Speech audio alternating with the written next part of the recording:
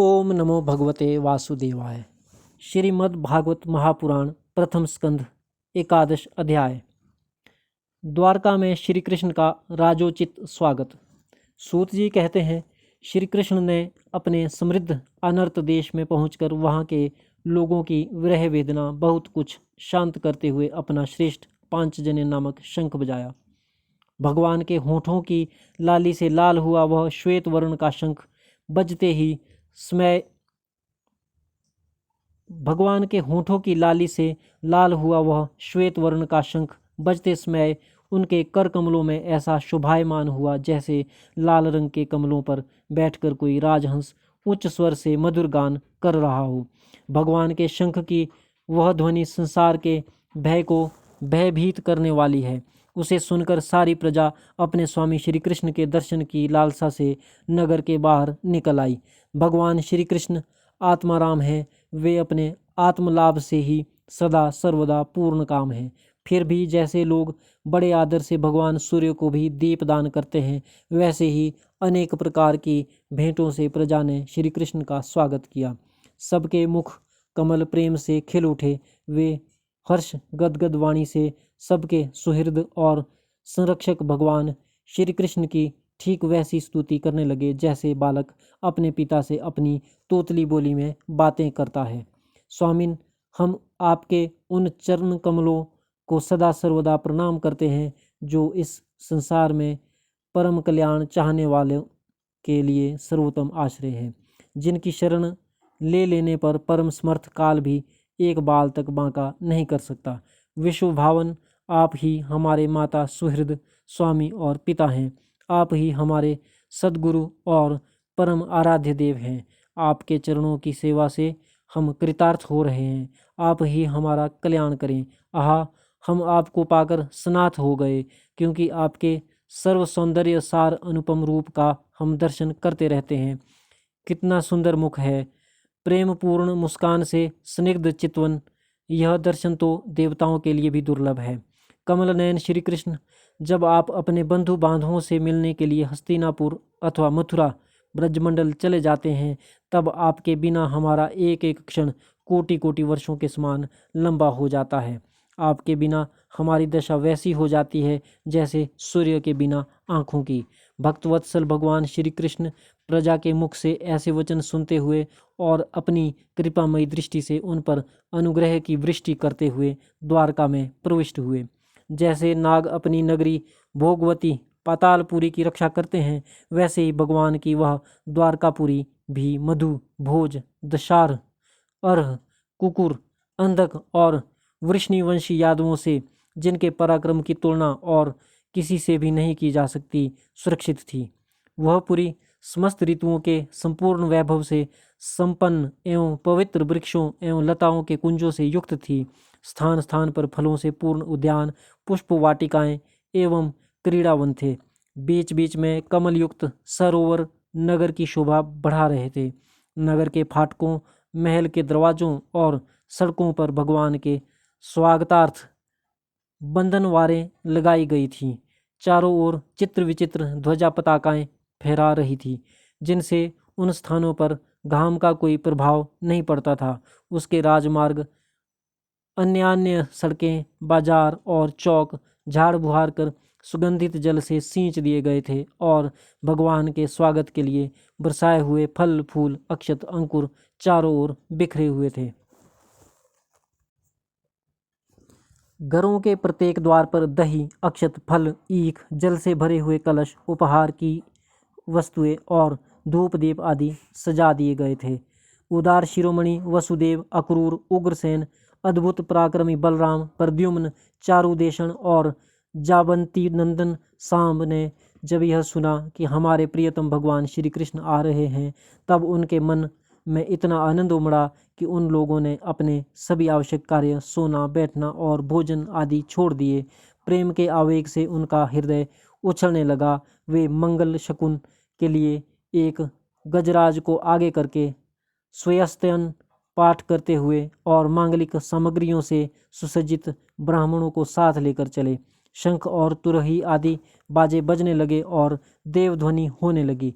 वे सब हर्षित होकर रथों पर सवार हुए और बड़ी आदर बुद्धि से भगवान की अगवानी करने चले। साथ ही भगवान श्री कृष्ण के दर्शन के लिए उत्सुक सैकड़ों श्रेष्ठ वारांगनाएं, जिनके मुख कपोलों पर चमचमाते हुए कुंडलों की कांति पड़ने से बड़े सुंदर दिखते थे, पालकियों पर चढ़कर भगवान की अगवानी के लिए चली।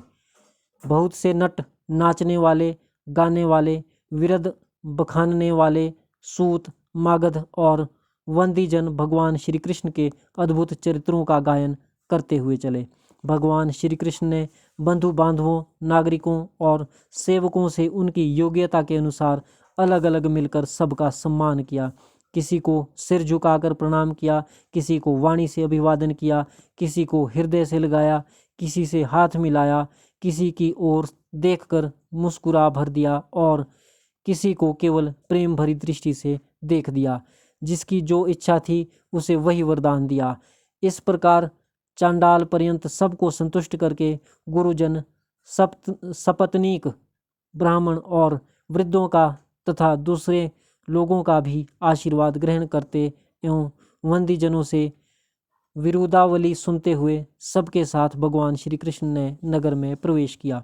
शौनक जी जिस समय भगवान राजमार्ग से जा रहे थे, उस समय द्वारका की कुल कामिनियां भगवान के दर्शन को ही परमानंद मानकर अपनी अपनी अटारियों पर चढ़ गईं।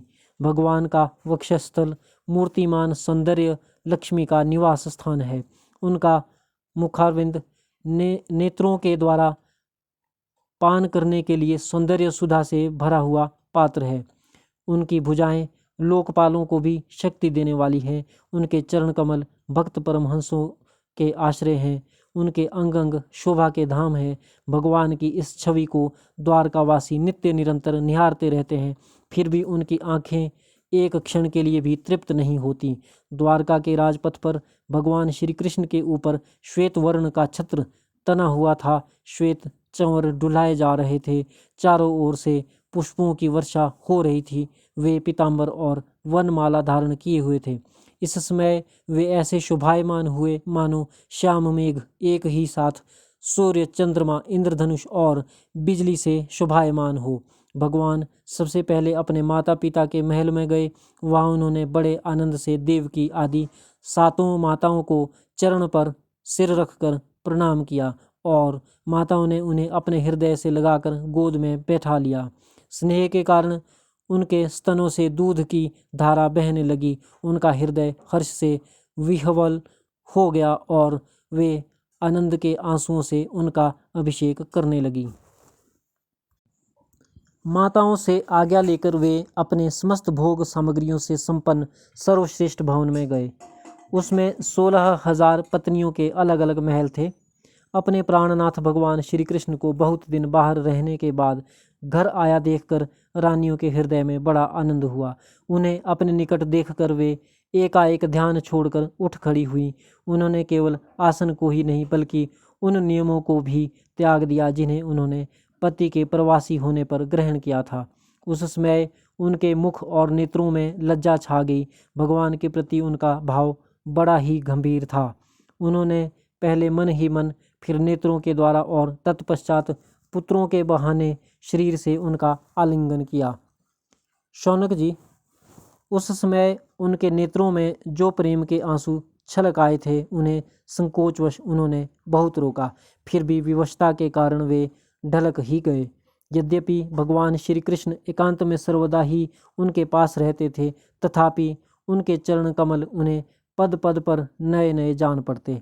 भला स्वभाव से ही चंचल लक्ष्मी, जिन्हें एक क्षण के लिए भी कभी नहीं छोड़ती, उनकी सनिधि से किस स्त्री की तृप्ति हो सकती है। जैसे वायु बांसों के संघर्ष से दावानल पैदा करके उन्हें जला देता है, वैसे ही पृथ्वी के भारभूत और शक्तिशाली राजाओं में परस्पर फूट डालकर बिना शस्त्र ग्रहण किए ही भगवान श्री कृष्ण ने उन्हें कई अक्षौहिणी सेना सहित एक दूसरे से मरवा डाला और उसके बाद आप भी उपराम हो गए।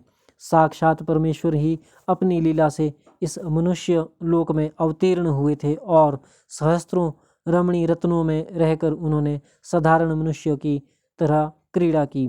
जिनकी निर्मल और मधुर हंसी उनके हृदय के उन्मुक्त भावों को सूचित करने वाली थी, जिनकी लजीली चितवन की चोट से बेसुध होकर विश्व विजयी कामदेव ने भी अपने धनुष का परित्याग कर दिया था।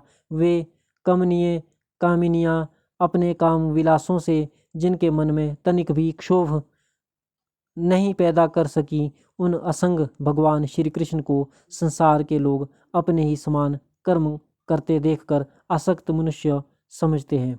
यह उनकी मूर्खता है। यही तो भगवान की भगवत्ता है कि वे प्रकृति में स्थित होकर भी उसके गुणों से कभी लिप्त नहीं होते। जैसे भगवान की शरणागत बुद्धि अपने में रहने वाले प्राकृत गुणों से लिप्त नहीं होती, वे मूढ़ स्त्रियां भी श्री कृष्ण को अपना एकांत सेवी स्त्री परायण भक्त ही समझ बैठी थी, क्योंकि वे अपने स्वामी के ऐश्वर्य को नहीं जानती थी। ठीक वैसे ही जैसे अहंकार की वृत्तियां ईश्वर को अपने धर्म से युक्त मानती हैं।